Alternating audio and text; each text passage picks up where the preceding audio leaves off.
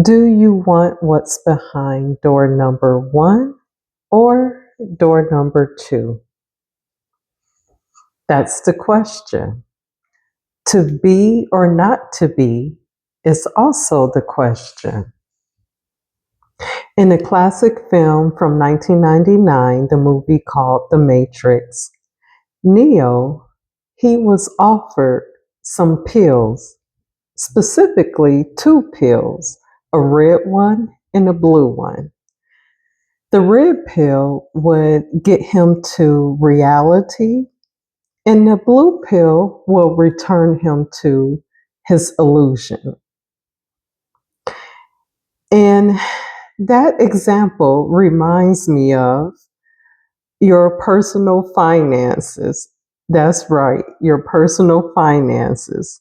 And I'm laughing in my mind as well. And the question on your personal finance side is it better to one, save money now, or is it better to two, pay off debt now? So that's going to depend specifically on your financial situation.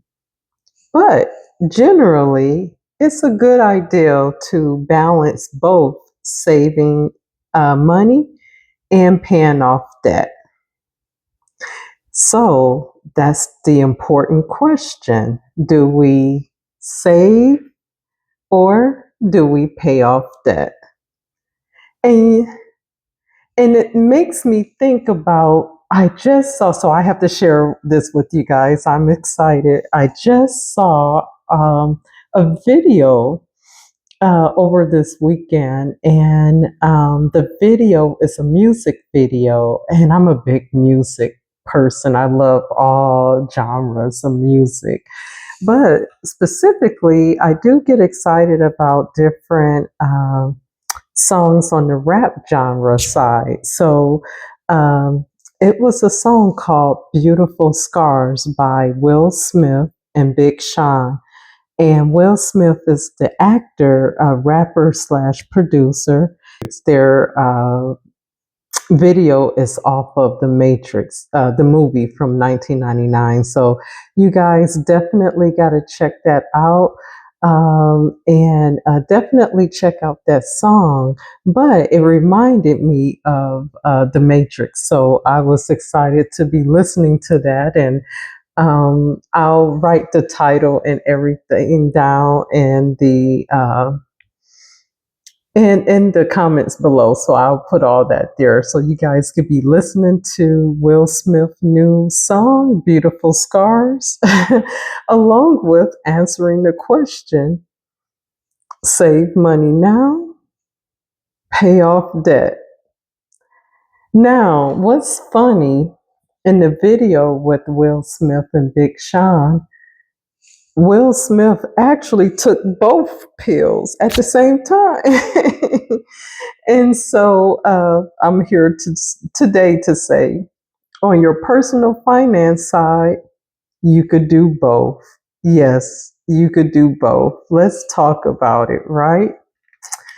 So you could do both simultaneously. I can't speak today.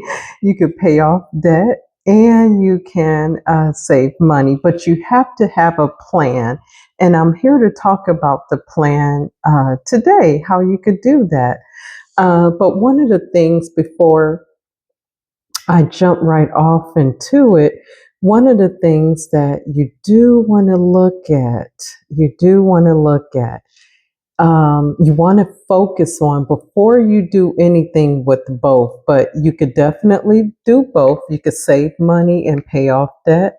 And the fact that people find a balance, they find a balance between both. And I'm here to let you guys know that's what I'm doing. I just have a focused approach as to how I'm doing it. So I actually do both, and I'm going to tell you how I do both so it can help you do both. so that you can see that you're making progress, right? So, one of the things I want to talk about that you're going to do is you want to split your focus and you want to think first.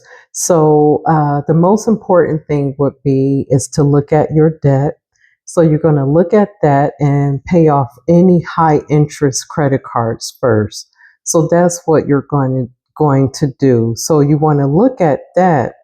And then you also want to look at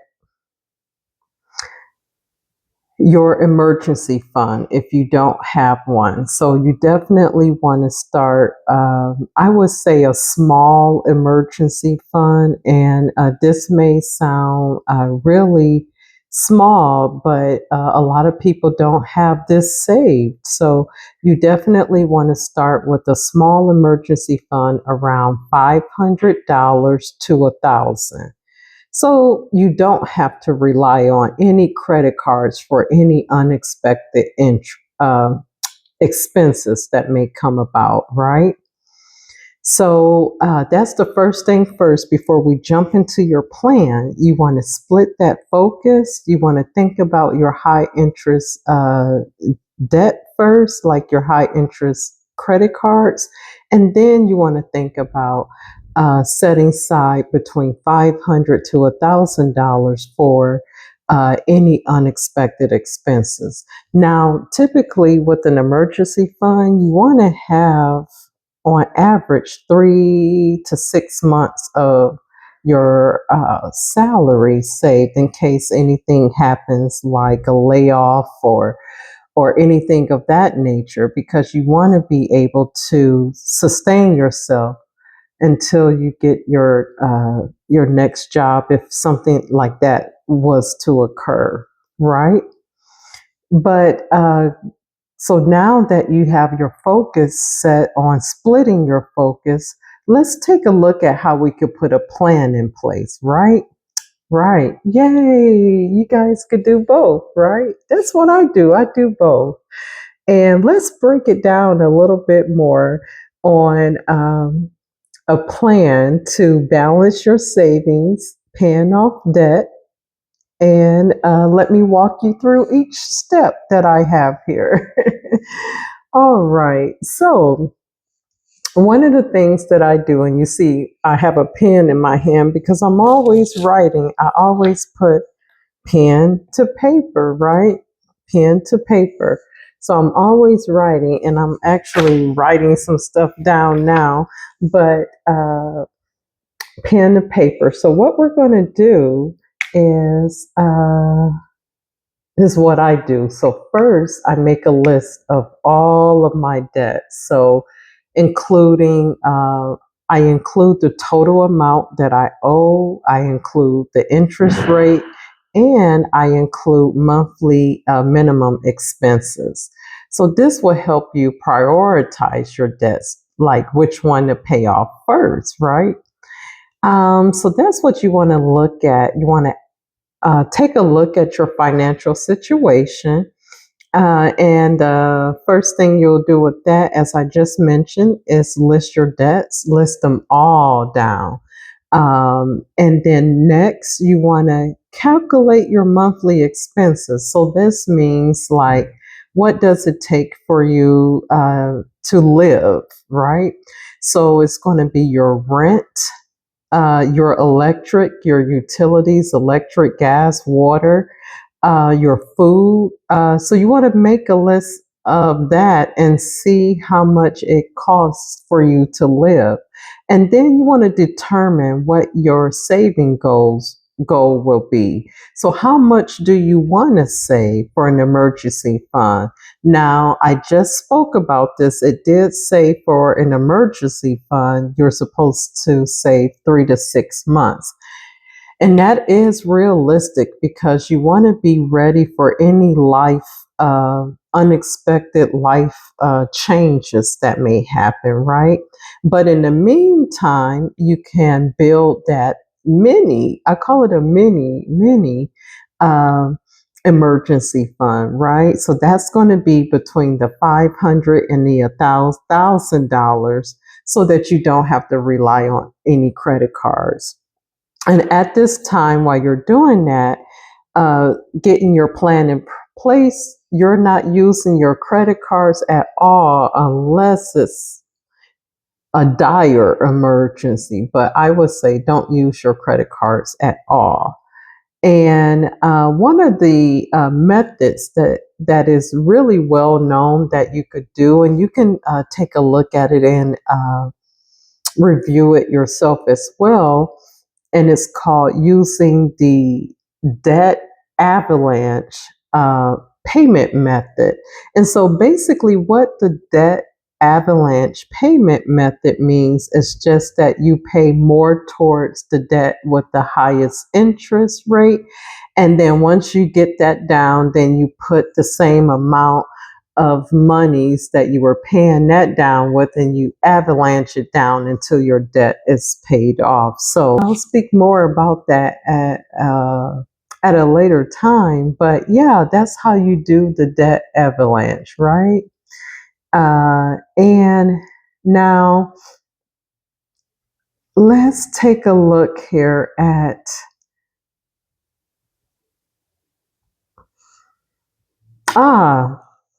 I got it. So we spoke about prioritizing your debt.